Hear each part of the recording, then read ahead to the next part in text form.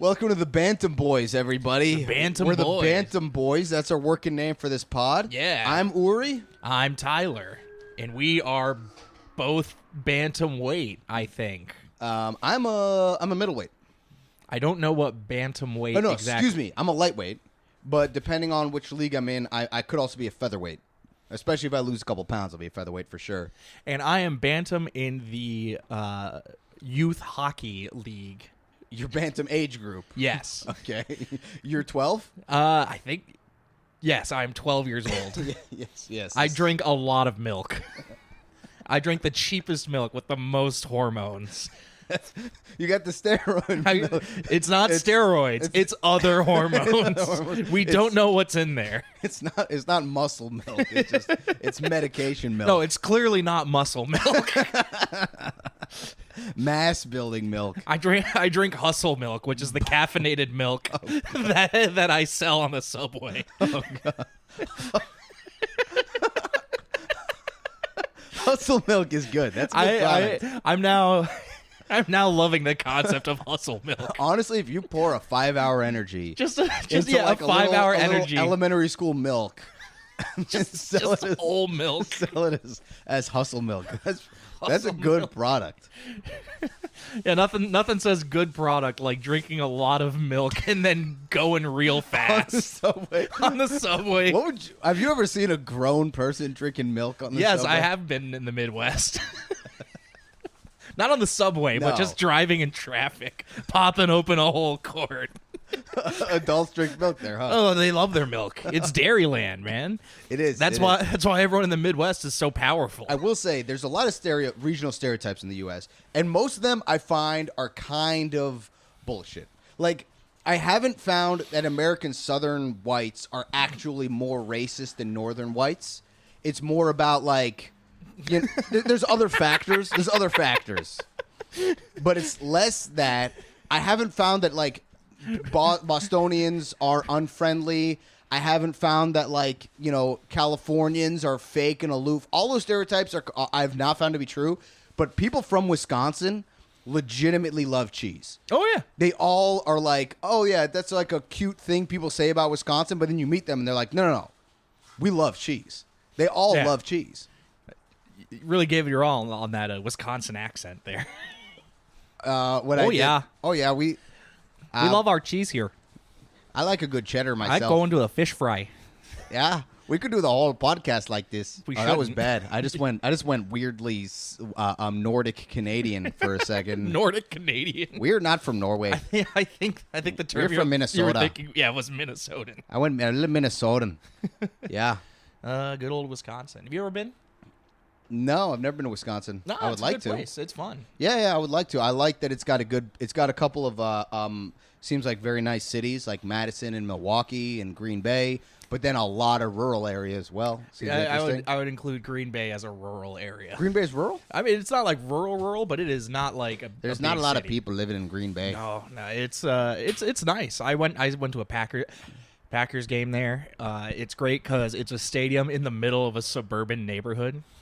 Oh, interesting. It's not like, it's off the highway or in the middle of a downtown area. It's just like single-family homes, and then a NFL football stadium appears. I mean, that's kind of like Foxborough, Massachusetts. Yeah, but Foxborough is built like kind of off a highway, and there's like a whole development.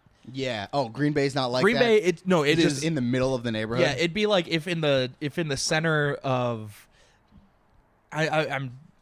You know, like when you get to Brookline and you get out, and that's just like the single family homes part. Yeah, if you're in like Weston, Massachusetts. Yeah, or and some it's just shit. in the center, just a full NFL stadium. That sounds fun. It is. I would like to go to Wisconsin. If there's any comedy bookers watching, put me up. Yeah, put him up. Put me up. His going rate is $9,000 per evening. We should also say when we sign off, let's say our Instagram handles. Yes. That should be a mechanical thing we do. All right, my Instagram handle is @3mchemicals. My Instagram handle is @moose in the yard last night. .gov. Usually your handle isn't supposed to have a web domain. No, but you can. You can. You can. You can have .com as your handle. That is true. There's nothing they can do to stop you. And they are trying to stop you. And for some reason, our YouTube handle is at Squirts Optional. No, we know why. Don't pretend like we didn't just accidentally get there. We kind of did. We didn't just find an abandoned YouTube and decide, this is the one. No, we just decided it was a funny thing to call it. Yeah, and it is, and we are optionally. And speaking of Yeah. Squirts Optional, speaking of the podcast, we're the Bantam Boys. Our premise here is that we cover obscure sports. Basically, any sport that's not the four major American sports and soccer is a fair game for us to cover. Anything that your gym teacher pulled out that you played once. Yeah, this one, actually, I've sort of played a version of more than once, but we're covering sumo wrestling. Yes. A sport from Japan. And my experience with sumo wrestling is not actually doing formal sumo. Right, I assumed. But in American public school wrestling practice, you'll sometimes... So a wrestling mat has two sides to it. Yeah, most objects do. But what's interesting about a wrestling mat is usually one side is has the game day mat, which is the big circle that is actually a wrestling mat, and then the little inner circle. Yeah. And then on the flip side, you have the practice mat, which looks like hopscotch for a 9 foot tall person. Okay. Because it's all of these, it's like all little circles next to each other. Gotcha. And so you'll do a drill in like a practice thing where you'll do sumo wrestling, where you and another wrestler get in the little circle and you just try to push each other out. Yeah. And it's all about how to like shift your weight. And in Olympic style wrestling, you even get points for pushing your opponent out. Yeah. But in sumo wrestling, that's like a major. It's basically two people in the ring. They're wearing diapers, and you're allowed to grab the diaper, and you just got to push the other guy out of the ring or throw him to the ground. There's two ways to score. Right. Is diaper the technical term? No, the technical term is I have it written down here. The loincloth is called a mawashi. Well, we're going to do very offensive Japanese pronunciations for this one. We are? No, it might come off as offensive. I'm trying to do right by it. I'm not going to do the voice. Dude, I saw you got really worried. Yeah. You got really worried. I did get really worried. You were like, by the way, guys, we're going to do some stuff. And I was like, oh, we're going to do some stuff. No, I'm not going to do the voice speaking English. I remember I was on a show and a comic. It was an open mic, and a comic opened up his joke by saying, "You ever hear someone talk in a samurai accent?" and then he did the voice. And I'm like, you can't just call it a samurai accent and pretend it's not that. I think on our first episode, our pilot episode, where we had a different premise that we got wrong, I think we had You keep saying we. No, I got the premise right. You got the premise wrong. I got the premise right, technically. We did think of a possible reality show called The Voice, where a performer gets on stage and you're just, will he or won't he do the voice? So it's like The Voice, and it's people going up on stage, and then the judges have to guess whether or not it's someone with that accent or someone doing that accent. Yes, exactly. You have to figure out whether that's honestly, the more I'm thinking about it, the more I'm like, this could almost be a thing. This could be in like the Austin comedy scene. Somebody's probably doing this already. This is definitely like a game show that failed in the early 70s. Yeah. Well, in the early 70s, it wasn't even like, is he doing an offensive impersonation, or it just, is he really have that accent or not? Yeah. They didn't consider it offensive yet. But no, I'm not going to do the voice speaking English. I am going to maybe, when I say these Japanese words, it might offend somebody, but I'm trying to do my best. So mawashi is the name of the loincloth they're wearing. They also have they're very specific about how they do their hair and the whole thing. There's two kinds of sumo. Let's start there. Yeah. There's professional sumo, which is only in Japan. And street sumo, It is. where it's on parking lots in the Midwestern United There States. is a thing out there that it's in like Eastern Europe and Scandinavia. All right. It's illegal, but they post the videos on the internet, so you can still watch it. it's basically like a fight club. Yeah. But they're like doing MMA kind of, but there's no rules at all. Right. You're allowed to gouge eyes, groin stuff, anything. And they're wearing sneakers and they're in like an octagon. Yeah. And they're on concrete. It's a concrete floor. And the sport is most of the competitors and attendees are like skinheads. But they're like neo-Nazis. Yeah, no, I'm aware. But there is a referee there. Yeah. And the referee does stop the fight when it reaches technical knockout. It's called like Extreme Fight League or some shit. It's called tennis. It is crazy. It is really, really, it's scary. Yeah, no, this sounds like a nightmare. Yeah, but they're doing MMA techniques. They're doing like I believe throws that they're and doing stuff. proper throws. Yeah. But like it's I don't think anyone's died doing it, which is really surprising. I don't know if they might just not show those ones. Yeah, I don't know if anybody's died. I didn't look into it, but it seems terrifying. You look like you're like, yeah, it seems terrifying. Well, it's fun to watch. I just don't want. I don't want to be there because I don't want to be around skinheads and neo-Nazis and stuff. Yeah. And that level of hyper toxic masculinity is probably alarming as well. It just everything about it is like pretty okay, except for the concrete floors is crazy. Yeah. Throwing a guy into but sumo is not on a concrete floor. Yeah, did you get the name of the ring that they fight in sumo? I did not. I believe you told me we were doing darts. You're right. I did say darts. you said darts, and then you're like, "We're doing sumo today." You're totally right. I didn't check our text chain. I researched sumo instead of darts. I'm down to go all in on sumo, and every now and then I just talk about darts. My favorite part of sumo is called the triple 20.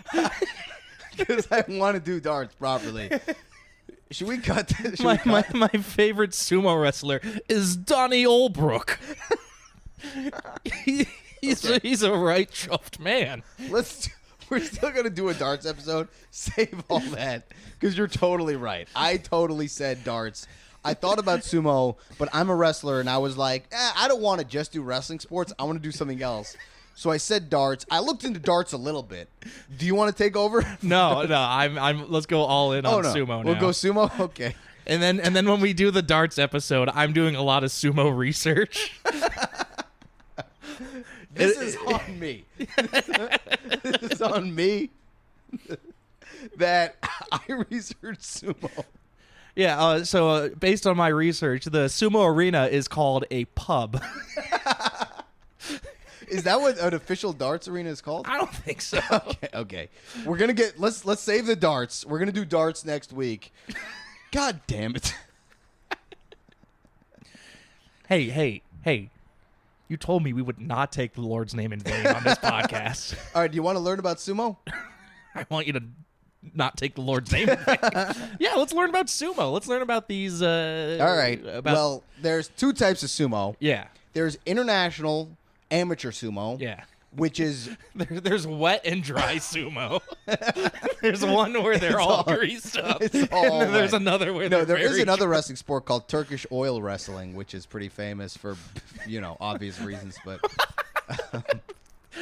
because it's what they kept giving Eric Adams for favors. I bet. Sumo had a corruption scandal, so I bet Eric Adams has been involved in the sumo corruption scandal. Yeah. Oh, because he was involved with some Turkey corruption. Yes, yeah, that was my. Yeah. I didn't know if there was any oil or wrestling involved in his scandals. No. But let's. So the arena international sumo has weight classes. That's the big difference. Well, that's one of the. There's two big differences. The one is the weight classes thing, and the other is that like Japanese traditional professional sumo has very, very strict guidelines about everything. Yeah, like it is super, super strict about where you train, how you live. There's a rule. I saw this. This is true. There's a rule that the Japanese Professional Sumo Association prohibits sumo wrestlers from driving cars. They're not allowed to drive, partly out of necessity, as many wrestlers are too big to fit behind steering wheels. So if it's by necessity, why are they legislating against it? Did one guy try? I guess one guy tried. Did one guy try and problem. they lost a sponsorship because Toyota saw him absolutely ruin a car? yeah. It's just an embarrassment. No, but it's like there's a lot of really ancient traditions associated with it, and Japanese sumo, like a wrestler joins a stable, which is called a heya. Yeah. And you're not, once you join a stable, that's it. You're part of that stable. Yeah. There's no, except under extreme specific circumstances like a stable closing down or a coach leaving. There's no free agency. There's no free agency. You're part of that stable for your whole career. And a stable is basically a team, but it's also where you live and train and everything. It's like an academy. Yes. And you're not allowed to, in a tournament, you're not allowed to compete against other members of that stable. Amateur sumo internationally is much, much looser with that. It's more like, basically, amateur sumo was a bunch of people saying, hey, we like this sport. We want to get it into the Olympics, but we can't do it with all these traditional Japanese rules. Yeah. So we have to sort of... We got to let them drive cars. Get a little fucksy with it. Yeah, they got to be able to be normal athletes. They formed it because one guy moved to the suburbs and he couldn't get to the sumo thing anymore because he couldn't take the he couldn't take the there bullet wasn't train public in. transportation. He needed his own car on the bullet train. Yeah. Yeah. That bullet train became a cannon train real quick when he joined in. God. They're just firing. All right, so he's just sitting in front of the train and it's pushing him along like it's a soccer ball. Okay. Or a Katamari Damacy. And then they hit the brakes real quick. Yeah, and then he just keeps going.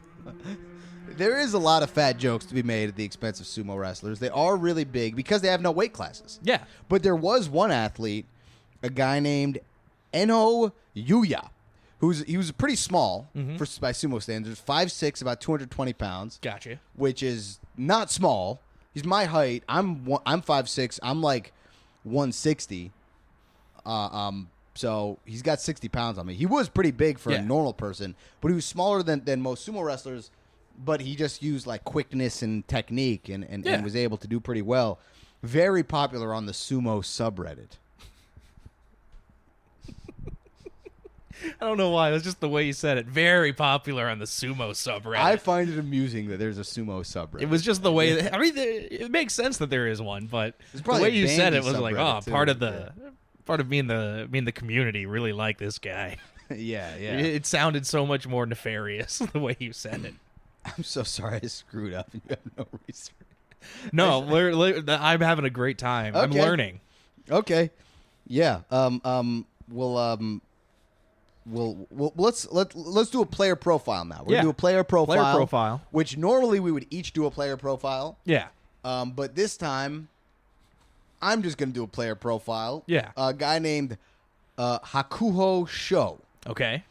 This guy was a sumo champion from Mongolia. All right. Came from Mongolia. His dad was an Olympic silver medalist in freestyle wrestling and a real champion in Mongolian wrestling. He absolutely dominated that sport. Yeah. But Hakuho Sho did not really have a background in either of these, but he became one of the greatest sumo practitioners of all time. Right. Excuse me, one of the greatest rikishi of all time. That's what you call the sumo wrestler, or sumotori. Ah, okay. See, that's when it gets offensive. It's like, if I said sumotori, that's fine. But when I do that voice, sumotori, that's when it Well, you did not do that voice the last. I did it a little bit, incidentally. I think there is definitely like a very thin line where it's like, oh, sumotori. Or I'm not gonna do the. Is it really that delicate? I'm trying to be respectful here, everybody. But yeah, he sort of he joined a stable, but he grew up small. Yeah. And he was like, I want to be a big sumo wrestler. I want to be big like a sumo wrestler. And he ended up being big. But what I liked about him, I saw some of his highlights. Yeah. He did not just win on pushing people out, which is one of the ways to win. He did a lot of throws. Oh, he okay. threw people to the ground. He did a lot of throws similar to a judo throw called the uchimata, which is a throw. There's different variations, but the one that you see in the UFC a lot is from an overhook, and then you sweep inside the thigh. Yeah. Overhook is when you Overhook the arm as opposed to an underhook, which in as opposed to an underhook where where you in lightly grasp. in Olympic style wrestling, underhook is considered the stronger hold, the stronger grip, but overhook, you can. It's become very popular in UFC to do the Uchimata from the overhook. Okay. And Hakuho Show did a lot of that, which I really enjoyed watching. His highlights are great. You can just Google Hakuho Show. The thing about sumo that makes it hard to watch, Yeah. the matches are like 7 seconds. Oh yeah. They go real quick. And there's no best of 3. Yeah, it's just one and done. They just get up there. I talked to somebody who went to Japan and went to a sumo thing. He was like, yeah, you're there for 2 hours, and you watch about 45 seconds of wrestling. There's 7 matches, and there's all of this pomp and circumstance, bringing the guys out, and then they wrestle for like 8 seconds, and it's done. I mean, I guess there is something to be said about, like, short bursts. Like, it's the only sport that could exist on Vine. It would be a great Vine sport. It's honestly the perfect sport for the like doom scrolling era because you could just scroll through and yeah, dude, I bet sumo TikTok is wild. Sumo talk. Sumo talk. It would be called Rikishi talk. Now, if I remember, it's there's like a lot of issues in sumo with traditionalists who want to have it be more of a Japan sport because there were a lot of people who, when it started getting big and more international, started kind of going in and playing. Because I know there's a lot from sort of the islands like Samoa that have become very successful in the sumo. There is one guy who became a stable master of a heya who's not Japanese. You have to be a Japanese citizen to be a stable master. He's Hawaiian. He was a sumo champ. Now he's like a stable master. But for the most, I'm sure that's a big conflict. It's very interesting to me how tightly it's governed. It's not like a normal. It's not a normal sport, right? It's not a normal thing where you can just compete or whatever. I mean, that's the big conflict between the amateur sumo, which is the international stuff, and the professional sumo, which is the Japanese stuff. And yeah, some of these traditions go back to like before the year 0. Yeah. I wouldn't know about that conflict, though, that controversy. I didn't read about that. Oh, yeah, I remember it. And then this was like years ago because I thought we were doing darts. But I remember watching, and it was either on like one of those CNN international shows. CNN has shows that they only show to international audiences. Okay. Because in the U.S., CNN is like, oh, we do all the national news. But when you go overseas, it changes up. They do the international version of the Daily Show, which is once a week, and they just take bits from the whole week and condense it. Yeah. But they would do like sports segments, and they talked about that as an issue. That's interesting. Yeah. Yeah, I mean, I definitely know what you're saying because I'm from another country, which I'm not going to say which one because it'll ruin any comment section we have. But I'm from another country. Yeah. And I read the newspaper from my home country in, my home country's language. It's okay. We're going to get through this. We're going to get through this. I'm not going to say which country, but it speaks this language. Yeah. I read the newspapers from my home country, and when you read it in your home country's language, like they have one set of headlines, which are mostly about like the leaders and politicians from that country, but the same newspaper, you can switch to English, and all of the articles are about American foreign policy. Yeah. They're like how America's relations with that. It's like different articles, even though it's the same newspaper. You're just changing the language, but no, you're changing the whole perspective. Yeah, it's like that way in Australia, where if you switch from Australian to American, they stop showing full frontal. Yeah. All the newspapers are really explicit. They changed from footy to gridiron. To Augie. Gridiron. Augie. Oh, yeah. We're about to get footy on this podcast. My leg is still injured. Let's get some foot in there. Yeah. All right. You see that big cast on my leg? It's not podcast is slowly going to just devolve into you alone showing your feet on camera. Episode 10, I'm not even there anymore. I need to become a foot guy to get famous. That's what we'll do. A foot guy. That's what we'll do. I'm a pair of feet is what I'm just a foot. We should get a second camera and just in the corner just show the foot cam. It's like the Puppy Bowl. The Dog Bowl. What is the Puppy Bowl? You don't know the Puppy Bowl? I know it airs during the Super Bowl, but I don't know are there rules to the Puppy Bowl. There aren't rules. They don't have they do have a referee. It's a human. I think he just stops them from like going too hard. What do they do? Is it just live footage of a bunch of puppies playing? Yeah. They build like a little fake stadium for them, and they just fill it with toys like footballs. And if a dog like picks one up and then carries it into the end zone, they're like, "That's a touchdown." It's just to watch animals frolic around. And they just do it for 2 hours. Yeah, It's for people who don't like sports. It used to just be the halftime show. Oh, really? That it would be like, oh, you could flip on Animal Planet during the halftime and it would be on. And then I think as it got more popular, they started just doing it for the whole Super Bowl. That's interesting because to me it seems like non-football fans just watch the halftime show. Yeah. Like that was a big thing many years ago when Beyonce did the halftime show. Yeah. That was a big at the time it was still Facebook statuses that was going around was, oh, for some reason there was a football game at the Beyonce concert. Remember that? I do remember. And then didn't her concert like blow out the power in the stadium and it like really affected the game? It wasn't her the power going out. That was the Ravens Niners Super Bowl, and it was unrelated to the halftime. That wasn't show. Beyonce. I thought it was related. It was not related to Beyonce. They just had a breaker explode. Yeah, during the halftime show though. No, it was during the game. Oh, really? Yeah, it was third quarter. I remember some people blaming a woman for that. That's all I remember. I remember because that was like a year or two after the Batman with Bane. Is that Dark Knight? Dark Knight Rises. Yeah, it was because it was after that, so everyone had the same joke. Oh, Bane is real, and because in that movie they just the football game. They come to a football game. Did you like that movie? I did not see that movie. Yeah, it was not as good as The Dark Knight. Yeah, it was just like a fine superhero movie. Yeah. It wasn't anything like. Look, it's a classic third movie in a trilogy. You have the first movie, and the second movie is better, and then the third movie can't quite get up to that. Maybe. This might.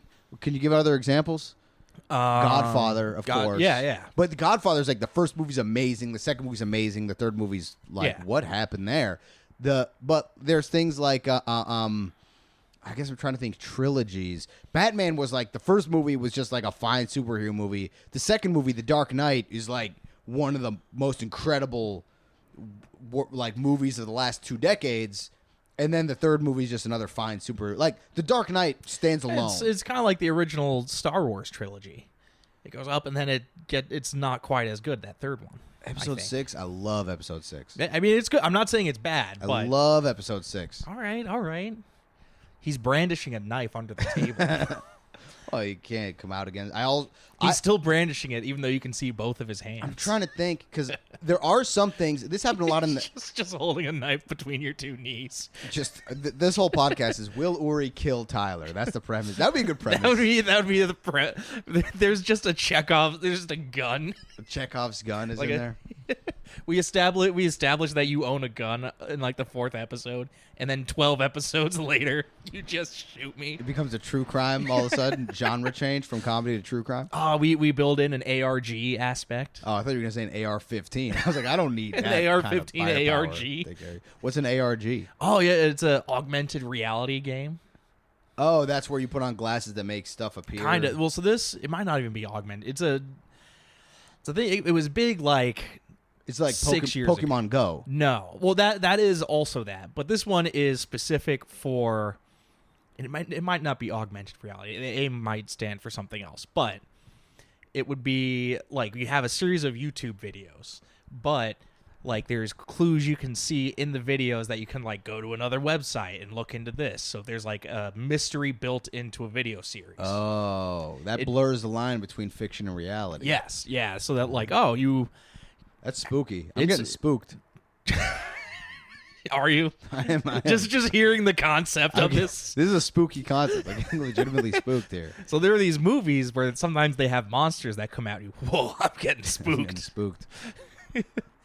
But yeah, you'd be like, oh, you'd watch it, and then there'd be a clue, and then you'd go onto a website and try and figure out what's going on in the narrative. So we'll do one of these, but where I kill you. Yes, and then but there's. Do I have to really kill you? No, preferably not. Okay.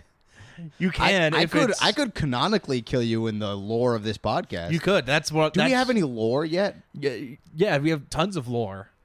We have Lorne Michaels. He's in the closet right now. That's our ARG aspect. Is you have to figure out how we've kidnapped Lorne Michaels. What if you're a sumo wrestling champion? Could that be part of our lore? That is the lore. This whole time I'm pretending to not know anything about sumo. You're Japanese. I'm well versed. I competed for 20 years. You're actually being offensive by doing a white person voice right now. I sound like I'm a white person. You do sound like a white person. Whoa. Yeah. I was once asked to help voice something for someone because they said I had a neutral accent. Really? Oh yeah. You have a pretty neutral accent. Oh yeah. You know who has really neutral accents? Who? People from Omaha, Nebraska. They have what's considered the traditional American neutral accent. I think I just moved around enough that it just all kind of became a melting pot, if you will. Yeah, there's tads of Boston in there, but I think because I learned English at like 3-4 years old, I also have that thing of like, I'm just trying to sound normal at all times. I mean, it's kind of the same for me. I learned English at 15. I just didn't have a language. Before that, you you were speaking Japanese? No. Cut to commercial. All right, so we did a player profile. Yeah. Let's try another segment. All right, what would be your strategy? My We strategy? didn't even cover the rules with sumo, by the way. Yeah. You have to push your opponent out Yeah. or throw them onto the ground. A lot of times, too, they'll throw their opponent and push them out in the same move. That's common. And you are allowed to grab the loincloth, the mawashi. And that's called a daily double. A daily double. So what would be your strategy for sumo? Oh, my strategy? Oh, what am I thinking? I'm thinking... So did they already let you grease yourself up? You can be as greasy as you want, right? I don't know. In Olympic style wrestling, you get DQ'd for grease, and they do check. They do check. It used to be a common way to cheat. Even if you're just naturally greasy, just a greasy boy. If it's sweat, you're good, but they'll check you for Vaseline. People used to put Vaseline on to fuck up their opponent. No, but I mean, like, if your body is just generally greasy. If you're a greasy guy, yeah, like you don't shower a lot. That's not against the rules. Oh, all right. Quick sidebar. My strategy for winning Olympic wrestling is to smell terrible. That would help you. I'm just not showering for months before the Olympics. The village hates me. That would be illegal. If you were training wrestling and not showering, you would get ringworm, and you'd get disqualified for that. I do the minimum amount of showering to prevent ringworm. Okay. Now you might be honest. Do you just get ringworm by not showering, or if you wrestle and don't shower, that's a great way to get ringworm. Right, but like if everyone's clear of it, it doesn't just spontaneously occur. No, see, this is what something people don't understand about fungal infections. Yeah. And I say this as somebody who's had a great deal of them. Yeah, I know, Everybody's skin is exposed to fungus. Fungus is around. Like, your feet are exposed to fungus. Fungus is out here. The fungus is out here grinding. Man.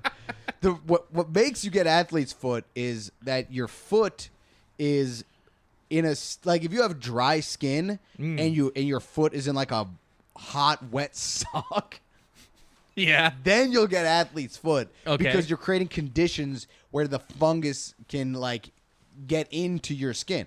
Yeah. Most people's feet, the skin's not dry enough and the environment's not moist enough to, create athlete's foot. But the Right. fungus is there. Fungus is there. So if your roommate has athlete's foot, you don't need to make them, like, bleach the tile. That's not going to do anything. Yeah. Fungus is around. You just got to keep your foot dry and clean and you'll be fine. So what if I'm just real stinky but I'm dry? You could be a dry, stinky... Just working up a real dry stench. Sumo wrestler. So that's your strategy. That's my strategy. Not showering. I'm doing a dry rub of just dirt and filth so that when the time comes and I get sweaty, it activates. Okay. And then I'm just so grimy that no one wants to put me into a hold. Okay. All right, that's a good strategy. But for sumo, what I'm thinking... Oh, that's not sumo, though. That's not sumo, no. Sumo you got to shower. Sumo, I'm showering up. Sumo, I'm smelling so good that the guy doesn't want to throw me away. They just want to hold me close. Yeah. And they don't want to throw me down. Or I'm thinking rollerblades. Okay. Thinking rollerblades. Yeah. On the other guy? Yeah, I'm tricking the other guy into wearing rollerblades. So you can just slide him right out of the ring. I'm using a dolly, a furniture dolly, to just tip them up and move them off. That's pretty good. That's pretty good. What about you? Any good strategies? Yeah, so I'm gonna do this. I like. Like you're doing the sumo, but you're next to like a wall, and then you paint like a tunnel. That's what I'm talking about. and then you run through the tunnel. That's what I'm talking about. I bring a cardboard cutout of me. The guy tries to wrestle that. I'm out to his left. I'm like, whoa! I pop out behind the cutout. I'm like, ha, gotcha. And then I tackle him. Wait, you're behind the cutout? Well, no, I sidestep. I was going to say, if you're just behind the cutout, couldn't he just push the cutout through? But I sidestep. So then he just stumbles through the cutout. When he's getting ready to charge at me, I'm immediately I spin around real quick. That's my whole strategy. And then in the like dust, I'm suddenly wearing a Matador's costume. yeah. That's my whole strategy. I just sidestep. No, my strategy is this: instead of becoming the biggest guy, I become the skinniest guy. I'm 130 pounds. I'm Okay? 45 pounds. I'm 130 pounds. I'm skinny. We start the match. I don't engage him. I run around the ring. I run around the perimeter. He can't catch me. He's chasing me. He gets tired after like 40 seconds. Yeah. And he's so tired, even though I'm 130 pounds, I just got to tip him over. This is a Spider-Man. This is what yeah. Spider-Man won. That's how he wins that wrestling match. Is it? Yeah. He tires the guy out? Well, he jumps up at the ceiling so the guy can't get him. Yeah. And then they're like, you're not allowed to do that. So then he just runs around in a circle. Oh. I think. Yeah, I do the Spider-Man one. Then I come down from the ceiling. I kiss him upside down. yeah, I kiss him. I do the Spider-Man kiss. That's pretty good. Yeah. Why is it always why has there ever been a movie where someone does it's like the Spider-Man kiss but at a 90-degree angle? Side to side? Side, but your face is up. Because if you're both side to side, that's just a regular kiss. But if your face is here and then the kiss is here, like at a 90-degree angle. I've seen some footage of that. Some footage. Yeah, that's out there. That's out there. I don't know if it's ever been in a Hollywood picture, but it's out there. That was in The Color Purple, right? Did you see the remake of that Color Purple? No, I haven't seen the original. That's the one with the kid with the crayon, right? The kid with the what? The crayon, the purple crayon. It's about a very, very happy young white kid drawing in purple. That's the plot of the movie. It's this kid Harold. He's got this crayon and it's in purple, and whatever he draws comes real. You don't want to watch the sequel where he's a teenager. And then he just because the drawings get horny. What? Why would that happen? That. Oh right, no, teenagers are. We can't discuss underage people's sexuality. That's not. We're not getting into that. Can't or won't. Sure. Sorry. Sure. Shan't? Shan't? We shan't. We shan't. That is, you know what? We shan't. All right, let's do one more segment here. This one's called Invent a Sport. Yeah. So what would a sport you invent similar to sumo? Similar to sumo. Yeah. Or actually, should I go first because you went first for the last one? Yeah, you go first. All right. So this one, sumo wrestling is a form of wrestling with two really, really, really big guys that's all about pushing that person out of bounds. I'm going to do sumo tennis, which is two huge people playing tennis. They can't run. They can't run at all. And your goal is to actually hit the ball out of bounds. So just every serve is like, whoa, it's going way, way out. Yeah. So it only lasts 9 seconds, like sumo wrestling. But then the key is to try to get your opponent to hit it inbounds by being so big that they have to hit it inbounds to deceive you. That's my sport, sumo tennis. I think I just want to do an alternate on sumo wrestling, but you add people, so it's like 3v3. Okay. You have one of each team is in the circle, and you have two on each team on the outside. And it's still try to push the guy outside the circle, but the other guys could be on the outside and push you in. Oh, yeah, so it becomes you have strategy. Yeah. That's actually good. And then it'll sort of become like a ruck in rugby, where you're like rucking each other in. Yeah. Oh, I got one. Yeah. It's called Jumo wrestling. Yeah. Right? Yeah. Yeah. How does this work? You want to break this down? Yeah, it's just like sumo wrestling, but you can't do it on Shabbat for the first part. Aside from that, the only difference is scheduling. Scheduling is very different. It's not on Shabbat, and neither participant can be athletic. That's the other thing. It's just two. Like it's like a software engineer versus an accountant, and they're just Jews wrestling. I've got one. It's called Sumo Wrestling. It's where two teams of people on boats are trying to shove each other out of a lake. All right, nice. As you go, oh, what about this? What about Sumo Wrestling? Yeah. And it's sort of like your sumo where everybody's greased up. Oh, God. And it does. It's also like you're wrestling where they stink. They smell pretty bad, this one. They smell pretty bad. Yeah. Not the worst, but they smell pretty bad. Oh, I got one. Sumo Wrestling. Yeah? It's sumo wrestling done by two people in different states through a video chat. Oh, I thought you were going to say at a zoo. It could be two gorillas sumo wrestling. That's also good. No, it's the ring is in the center, and there are lions on the outside. So if you push them out of the ring into the lion cagement, that's pretty good too. All right. Oh man, what are some other dumb puns we can throw? Mumo wrestling. Mumo wrestling, just cows. Yeah. Morning Dumo wrestling, where it's regular sumo, but you do it in a picturesque field at 7 a.m. The sun's just about to crest the hill. Well, I believe, were we discussing milk earlier on this episode, or was that last episode? It was definitely this episode okay. We were talking about well, milk. What about Yoo-hoo? Yoo-hoo is not milk. It's chocolate drink. It's not chocolate milk? It's not chocolate milk. I milk. don't think I've ever had a Yoo-hoo. Oh, you are not missing much. Really? Yeah, it's... I tried a Yoo-hoo once. The FDA does not allow it to call itself chocolate milk. I tried it once, but it was like curdled. So that shouldn't happen. It should be shelf stable. I don't think it's not. It's not. Either it's not or it deliberately tastes horrible. Did you remember to shake it? You gotta shake it to break it up. I must have shaken it. You must have shaken it. It doesn't sound like you shake. I shake everything. That is true. Yeah. You do not want to see me drink a soda. Yeah, that's why no one lets you babysit anymore. Oh. You're like, this baby's curdled. That's pretty fun. We're sponsored by Hustle Milk. Yeah.